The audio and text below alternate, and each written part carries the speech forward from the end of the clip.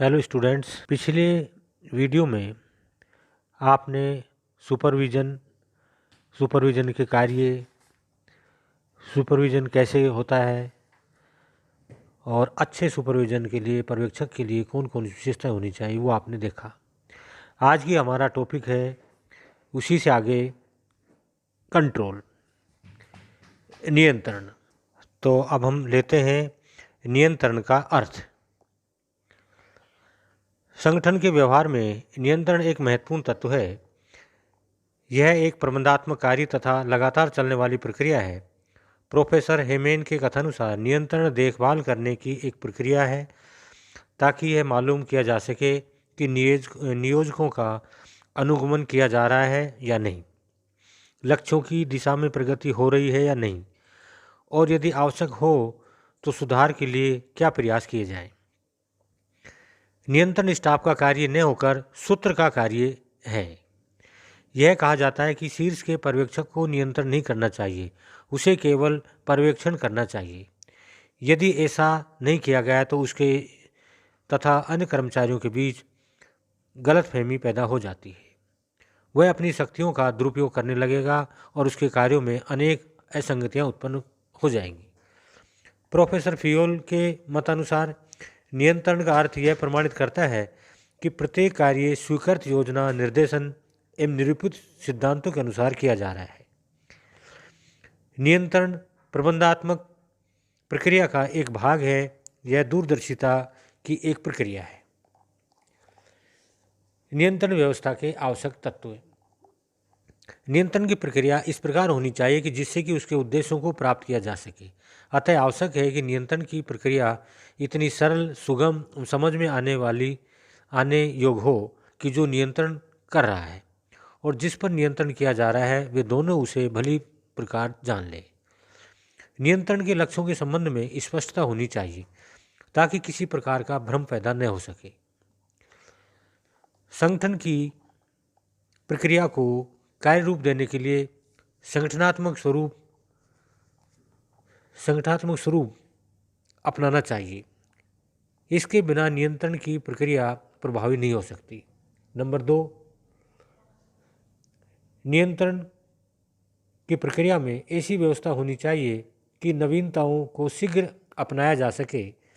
वैसे परिस्थितियां और आवश्यकता के अनुसार उसके अपवाद भी हो सकते हैं, किंतु सामान्य शीघ्र समायोजन की व्यवस्था होनी चाहिए। नेक्स्ट है, नियंत्रण की व्यवस्था उपयुक्त एवं पर्याप्त होनी चाहिए। अनुचित नियंत्रण संगठन के कर्मचारियों में असंतोषपूर्ण और विद्रोही भावना तथा कार्य संचालन में असुविधा पैदा करता है।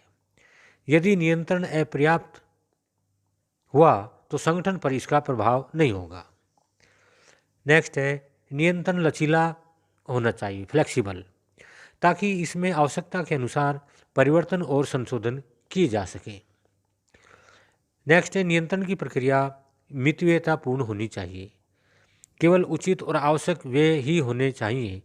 नियंत्रण का उद्देश्य कार्य को त्रुटि रहित बनाना है और उसी उद्देश्य को ध्यान में रखकर इसका उपयोग होना चाहिए। नेक्स्ट है, एक अच्छी नियंत्रण व्यवस्था में और भी अनेक महत्वपूर्ण बातों का ध्यान रखा जाना चाहिए। नियंत्रण की प्रक्रिया में भविष्य को ध्यान में रखकर आगे बढ़ा जा सकता है। यह कार्यकर्ताओं का ध्यान रख सकती है। नियंत्रण कार्य संपन्नता के लिए एक निश्चित पथ प्रदर्शक होता है। नेक्स्ट है, नियंत्रण संगठन के व्यक्तिगत एवं संगठनात्मक लक्ष्यों को ध्यान में रखकर किया जाता है। डॉक्टर डकर के शब्दों में, नियंत्रण का सर्वश्रेष्ठ तरीका स्वोद्देश्य प्रबंध है जो नियंत्रणकर्ता को अपनी कार्य संपन्नता नियंत्रित करने को योग्य बनाता है। नेक्स्ट लेते हैं नियंत्रण की विशेषताएं, कैरेक्टरिस्टिक्स ऑफ द कंट्रोल।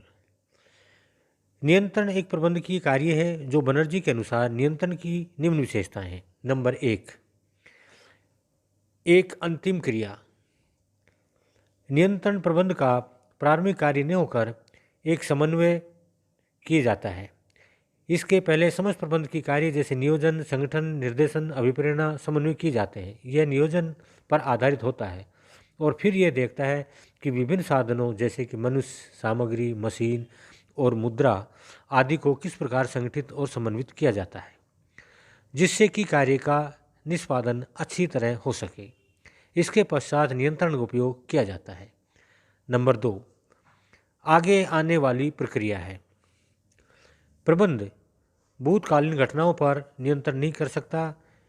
वह भूतकालीन घटनाओं पर पुनर्विचार करता है और पिछले अनुभव के लाभों को भावी सुधारों में काम में लाता है।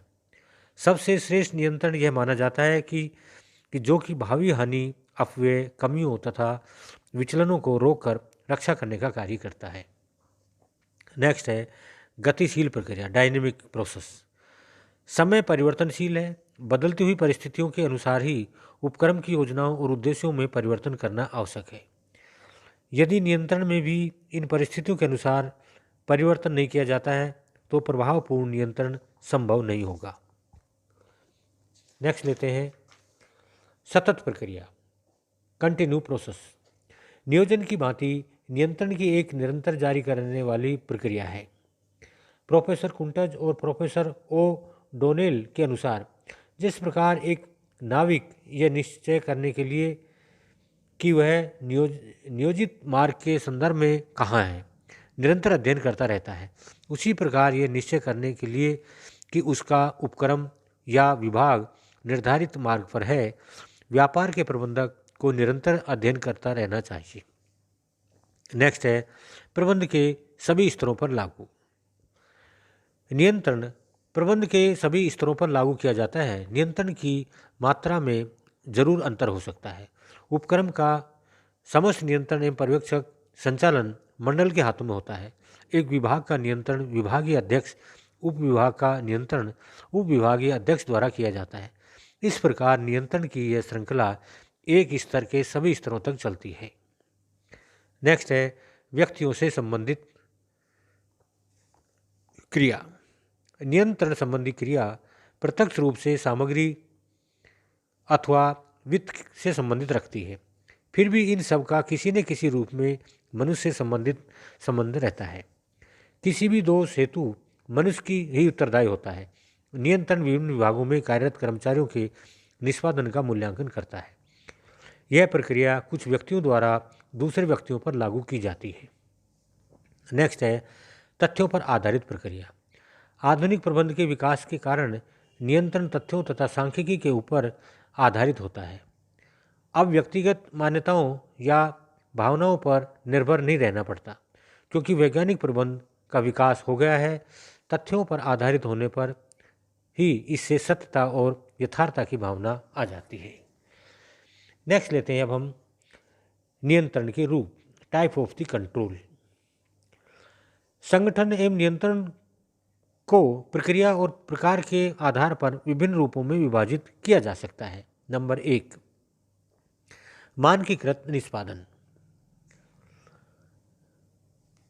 जब नियंत्रण को कुछ निर्धारित मापदंडों को प्राप्त करने की दृष्टि से संचालित किया जाता है तो वह इस श्रेणी में आता है। इसमें नियंत्रणकर्ता का मुख्य उद्देश्य यह देखना होता है कि जो मानदंड निर्धारित किए गए हैं वे उनके अनुसार ही कार्य संपन्न हो रहा है अथवा नहीं। इसके अतिरिक्त कार्य की पूर्ति के लिए जो समय और प्रक्रिया अपनाई गई थी उसको कहाँ तक पूर्ण किया जा रहा है। नेक्स्ट लेते हैं नंबर 2, उत्तरदायित्वों का निर्धारण। संगठन में प्रत्येक स्तर के कार्यकर्ताओं को कुछ विशेष कार्य संपन्न करने के लिए उत्तरदायी ठहरा दिया जाता है। नियंत्रणकर्ता यह देखता है कि कार्यकर्ताओं ने अपना निर्धारित कार्य संपन्न किया है या नहीं। नेक्स्ट है सांख्यिकीय गुणात्मक नियंत्रण। नियंत्रणकर्ता द्वारा कार्यों का स्तर देखा जाता है। उत्पादित वस्तु या संपादित सेवा का गुण संतोषजनक रहा है या नहीं, यह देखने के बाद ही नियंत्रणकर्ता आवश्यक कार्रवाई करता है। नेक्स्ट है कार्य निष्पादिता। नियंत्रणकर्ता ऐसी व्यवस्था कर सकता है जिसमें कार्यकर्ताओं से समय समय पर विशेष प्रतिवेदन प्राप्त हो रहे हैं। वह स्वयं ही कार्य का निरीक्षण कर सकता है। नेक्स्ट है नियोजन। नियोजन भी नियंत्रण का एक प्रकार माना जा सकता है। प्रतिवेदन या रिपोर्ट द्वारा जो नियंत्रणकर्ता कार्य संपन्नता के आधार पर नियंत्रण रखता है, किंतु नियोजन द्वारा वह कार्य प्रारंभ होने से पूर्व ही नियंत्रण चालू कर देता है। कर्मचारी को कार्य प्रारंभ करने से पूर्व ही नियंत्रणकर्ता की अनुमति या स्वीकृति प्राप्त होती है, जो नियोजन के रूप में उसे प्राप्त होती है।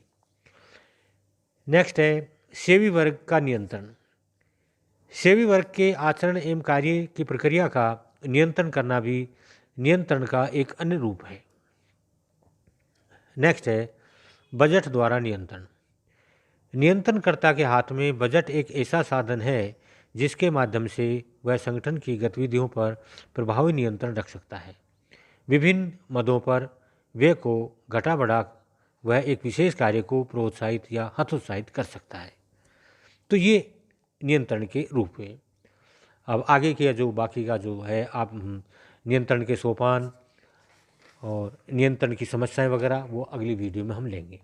तो ये आपको मैं मानता हूँ कि नियंत्रण के रूप, नियंत्रण के आवश्यक तत्व और उसकी विशेषताएं आपको समझ में आ गई होगी। धन्यवाद।